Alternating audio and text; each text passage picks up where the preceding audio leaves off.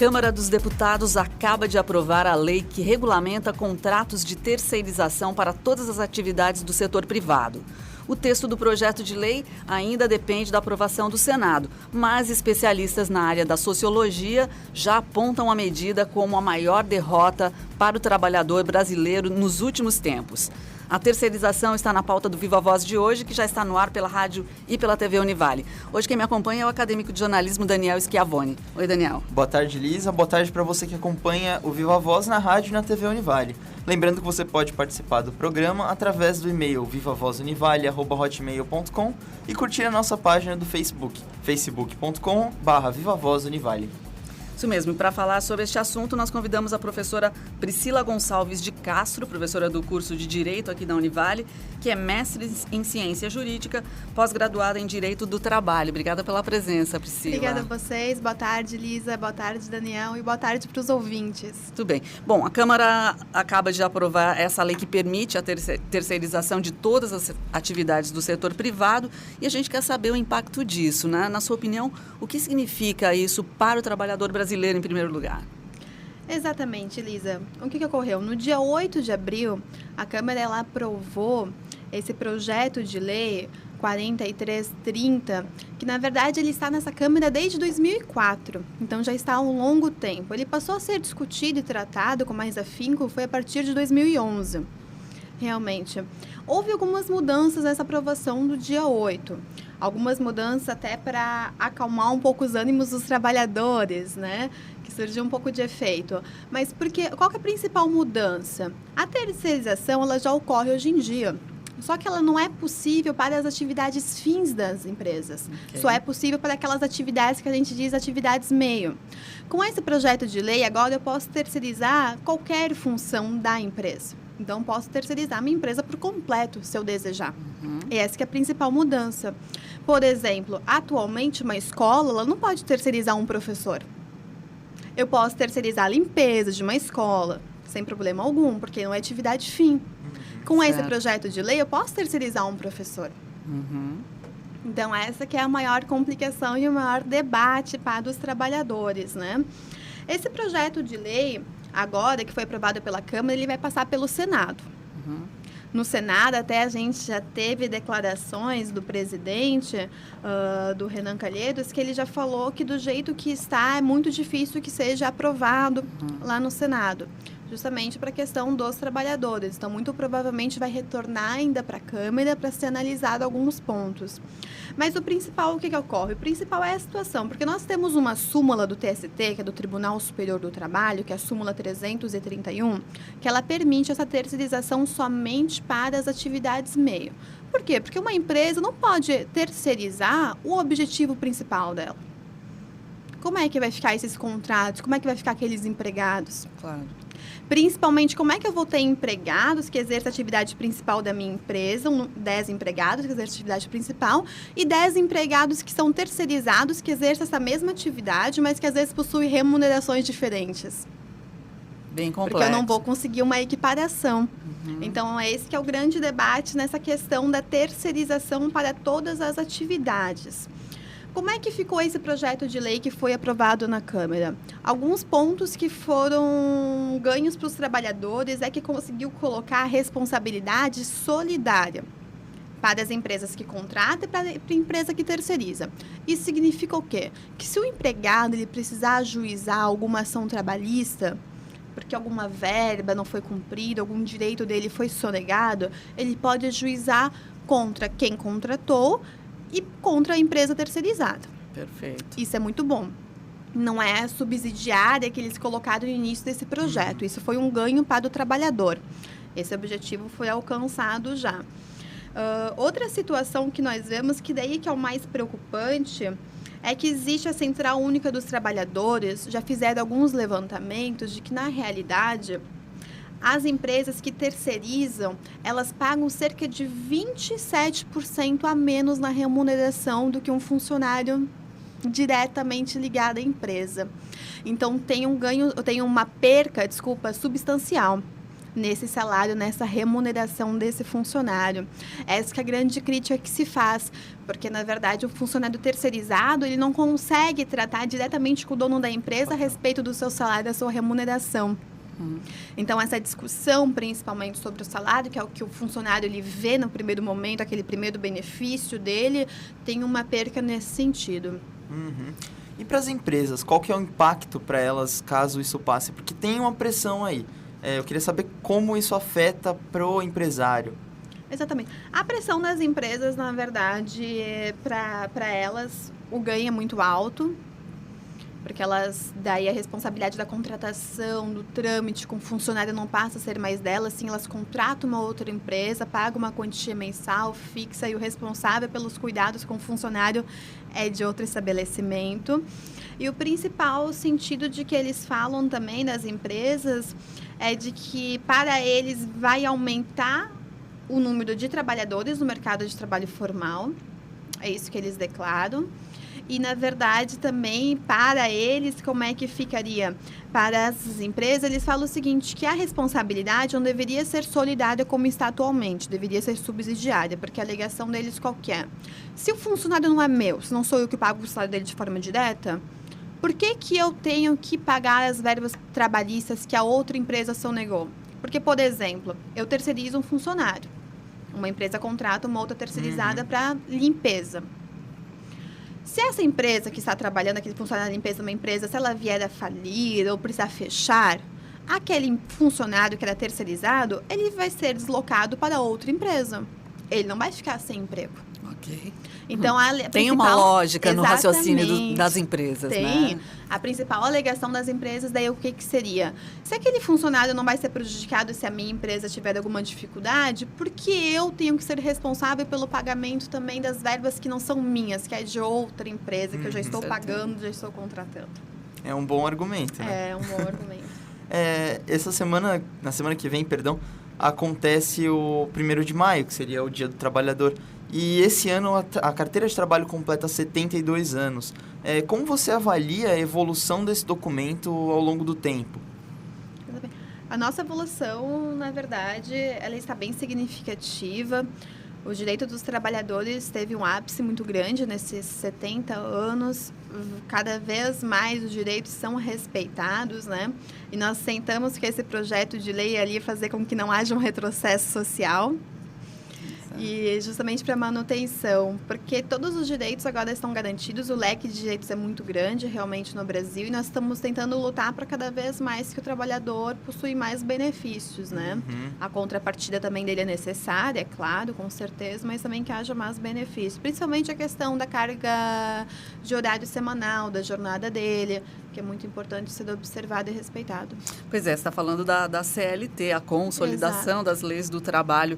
Você, na sua opinião, como professora, estudiosa do assunto, você acha que o trabalhador brasileiro tem consciência dos seus direitos? Ele realmente sabe lidar com essas questões que envolvem o seu trabalho? Infelizmente, não.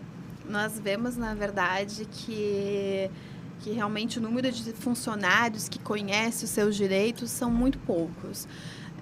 É uma crítica, na verdade, algo para se pensar que deveria ter o ensino de direito do trabalho já desde o colégio.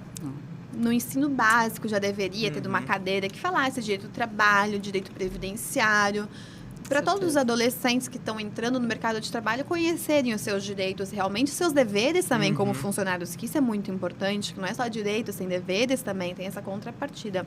Mas, infelizmente, muito pouco sabe da jornada de trabalho, como que deve ocorrer as férias, pagamento de salário, 13º, o dia para esses pagamentos. Infelizmente, poucos têm conhecimento. Você já deu um resumo, né, dos principais tópicos que precisam ser conhecidos, né? Que é o que eles trabalham mais no cotidiano, né? Até a respeito sobre hora extra, é interessante a gente observar sobre esse projeto de lei 4330, é que existe um estudo que fala que os trabalhadores terceirizados, normalmente, eles trabalham 3 horas semanais a mais. Do que um trabalhador contratado diretamente pela empresa. Isso significa o quê? Se eu tenho um funcionário que ele trabalha 3 horas a mais, significa que eu não preciso de um número maior de funcionários. Por quê? Porque aqueles que eu tenho já conseguem suprir a demanda de carga horária da minha empresa. Então, essa é uma crítica dos trabalhadores também, no seguinte sentido, de que como com um terceirizado se trabalha com uma carga horária maior, então eu vou ter menos funcionários. Então, a crítica é no seguinte sentido, que pode ocorrer, sim, um aumento no desemprego também. Tá, mas de que forma ocorre isso? Por que esse trabalhador terceirizado trabalharia 3 horas a mais? Justamente para suprir a questão do valor do salário. Isso vai por um ser ganho. uma parte do contrato. Exatamente. Que nem uma entendi. situação para os bancários. Os bancários, segundo a CLT, eles trabalham 6 horas por dia Certo. a Ok. jornada de trabalho dele. Num terceirizado, ele não vai conseguir colocar 6 horas por dia, vai trabalhar 8 horas. Então, meu número de funcionários também vai ser reduzido, já que eles vão Preciso de trabalhar mais gente. mais tempo. Exatamente. Se eu tenho um horário de trabalho reduzido, eu preciso de um número de pessoal maior. Com certeza. Isso contradiz direto o argumento do empresário, né? Sim, contradiz, exatamente. Complexo. Uma outra situação também sobre esse projeto de lei, que é muito interessante, foi feita uma pesquisa, é que a cada 10 acidentes fatais que ocorrem no trabalho, 8 deles ocorrem com funcionários terceirizados. Uau, É um número muito expressivo, muito grande. E qual a interpretação desse dado? Por que isso, né? Por quê? Porque essas empresas terceirizadas, que terceirizam o serviço, são empresas normalmente pequenas e que não investem tanto em treinamento e em segurança do trabalho. Olha, que incrível. Então, por isso que o número maior de acidentes é muito grande para quem é funcionário terceirizado. E o número muito alto de acidente de trabalho ocorre o quê? É uma despesa para o governo. Tanto que o próprio governo, ele está sendo meio que contra esse projeto de lei, na verdade. Está tendo uma pressão para não ser aprovado. Por quê? Porque um funcionário, acidente fatal, que venha a falecer, vai gerar benefício previdenciário, vai gerar uma pensão por morte, ou às vezes uma aposentadoria por invalidez. E quem paga essa despesa, essa conta, é o governo, mas na verdade quem paga somos nós, os trabalhadores, né? Que a gente que acaba pagando todo mês o nosso INSS, que vai para um fundo geral que acaba suprindo essa demanda. Dentro dessa tua perspectiva e de tudo que você tem visto, você acredita na aprovação desse projeto? Você acha que tem chance de passar? Como é que você está vendo isso? Olha, infelizmente eu acredito na aprovação dele. Eu acredito que vai ter mudanças, que eles vão definir um pouco melhor essa questão de atividade fim. Eu não acredito que ele vai ser aprovado assim de uma forma aberta. Toda e qualquer atividade pode haver terceirização. Eu acredito que pode haver uma restrição e que é coerente, mas ele, infelizmente, do meu ponto de vista, vai ser aprovado. Pode ser que, passando pelo Senado, vai haver mudanças, vai voltar para a Câmara para ser debatido novamente e daí sim vai para a sanção da nossa presidente. Ela pode vetar ou não esse projeto de lei. Também isso, né? Pode ocorrer isso. Então, na verdade, também tudo depende dessas negociações políticas também, né?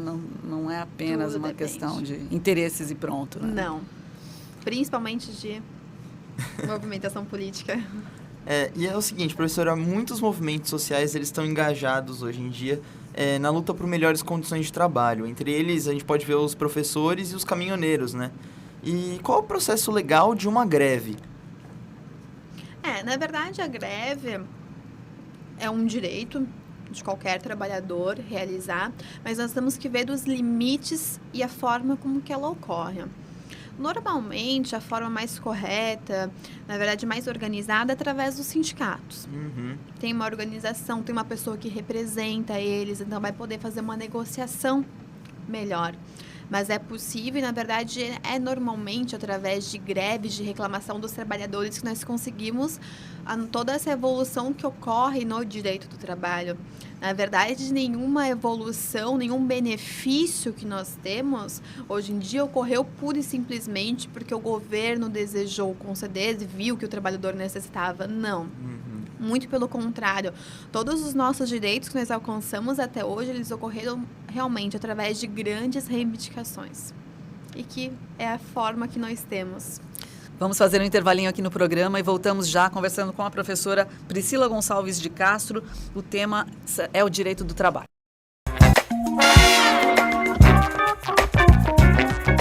Já estamos de volta hoje conversando sobre direitos do trabalho. A nossa convidada é a professora Priscila Gonçalves de Castro e a gente falava sobre a terceirização, tentando entender melhor esse projeto, essa tentativa de aprovar essa nova legislação que permite a terceirização, né, de serviços de todo tipo, né, Perfeito. Priscila? E uma das questões que a gente conversava agora aqui antes de retornar é como a terceirização acaba também influenciando outras práticas nada saudáveis que envolvem o trabalho, como é o caso do trabalho escravo. Você estava dizendo que tem alguns dados a respeito disso que também envolvem a terceirização. Pode explicar melhor de que maneira isso acontece? Exatamente. Foi feito um levantamento que entre 2010 e 2014, 90% dos trabalhadores resgatados que trabalhavam em condições análogas a escravos eram vinculados com terceirizadas, com empresas terceirizadas, principalmente em confecção.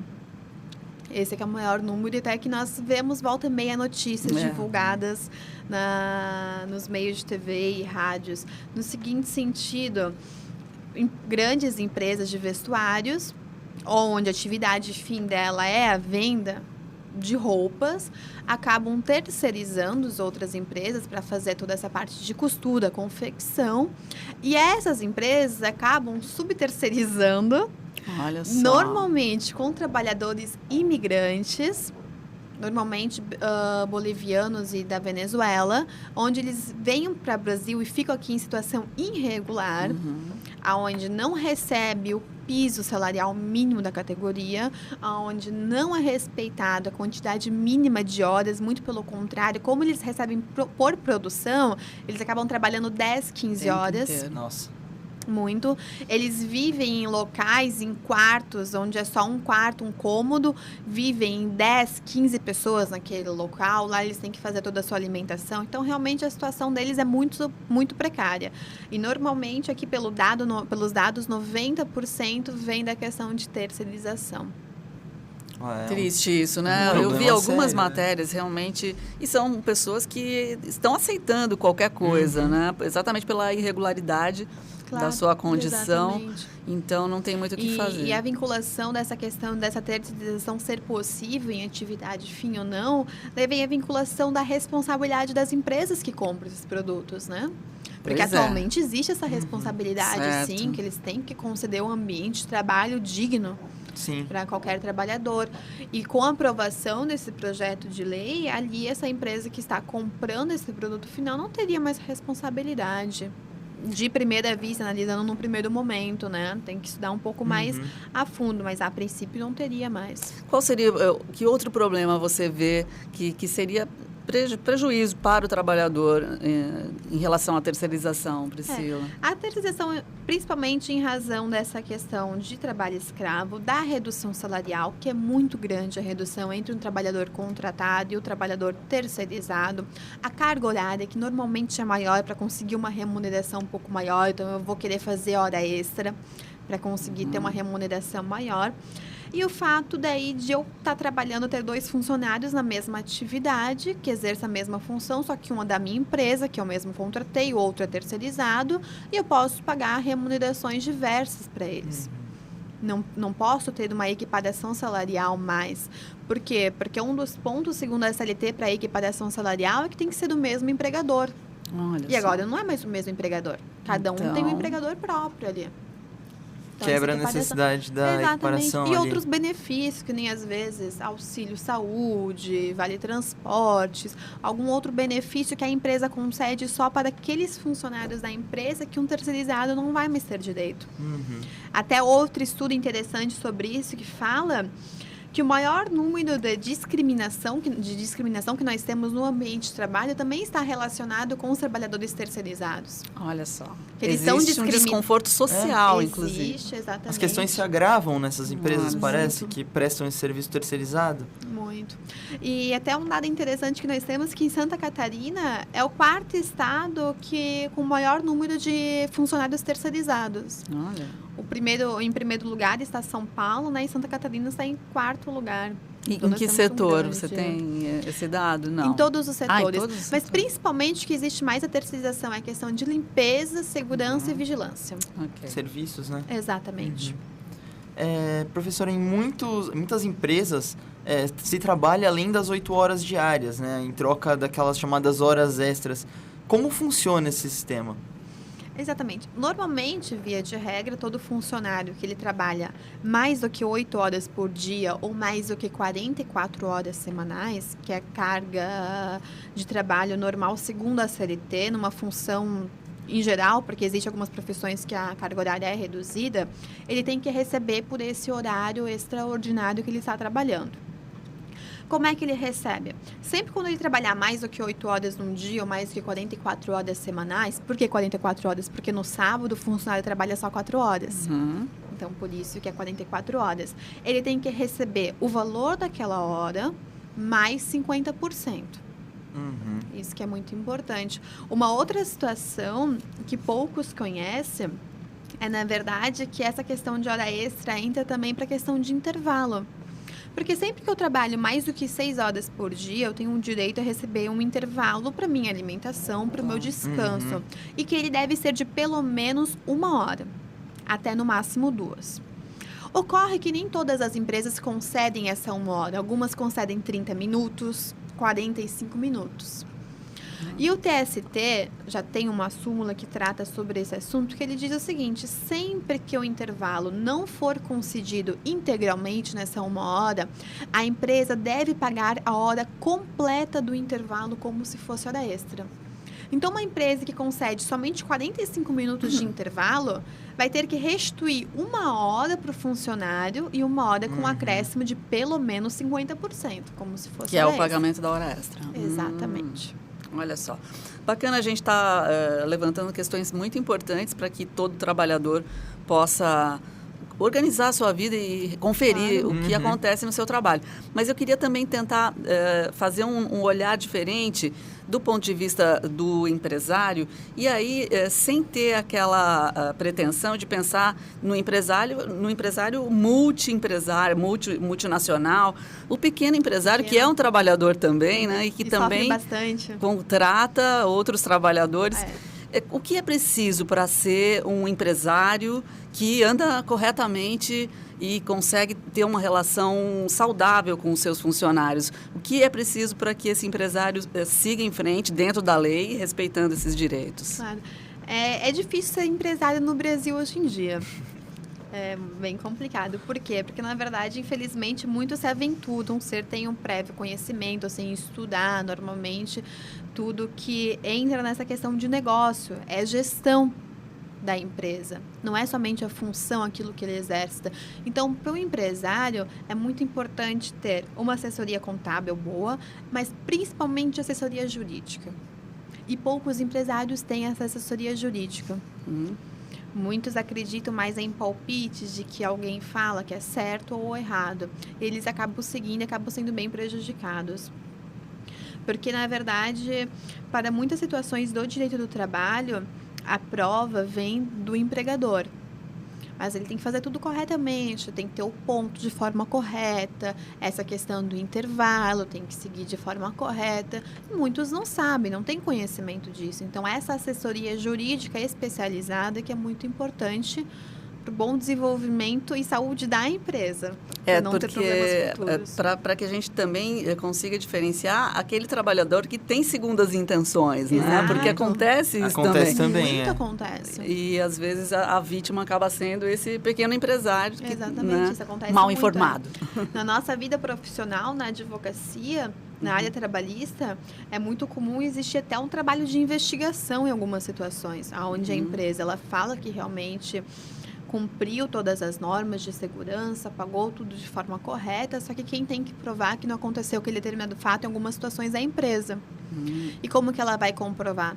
Às vezes, muitas vezes, é investigando, até contratando pessoal para fazer esse trabalho de investigação.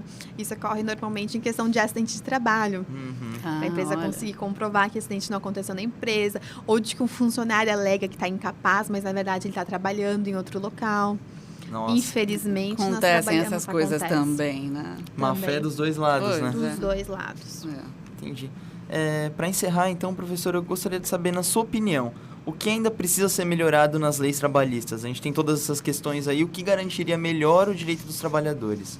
Exatamente. O que precisa ser melhorado é melhores condições de trabalho. Infelizmente, nós temos que melhorar esse ambiente, gestão de pessoal, a questão de coordenação de equipes, isso é muito importante, que existe muito assédio ainda no serviço. Então, tem que trabalhar, tem que desenvolver esse assunto, esse debate. E outra situação que é muito importante é a questão de carga horária também. Que isso nós temos que ficar muito atento, que infelizmente o brasileiro faz uma carga horária muito alta ainda e nem sempre é respeitado os intervalos mínimos de descanso para ele. E que prejudica muito, por quê? Porque ele vai estar cansado, não vai conseguir fazer o seu trabalho no outro dia bem feito. E um trabalhador cansado, que não está prestando atenção no seu trabalho, gera um risco muito maior de um acidente de trabalho. E gerando um acidente de trabalho, gera todos os riscos sociais, que é um trabalhador que vai estar afastado, não vai estar contribuindo, vai estar gerando, além do problema dele ter tido algumas vezes deficiência, ou estar passando por um problema, um transtorno médico, acaba gerando um prejuízo também para o governo. Não, todos saem prejudicados. Todos saem perdendo. Então, essa questão, na verdade, ter um ambiente de trabalho saudável é que é muito importante para o trabalhador. E é isso que a gente busca. Muito bom. Agradecemos bastante a sua participação. A gente conversou com a professora Priscila Gonçalves de Castro, professora do curso de Direito aqui da Univale. Obrigada. Muito obrigada a vocês. O Viva Voz fica por aqui. Até o próximo programa. Tchau.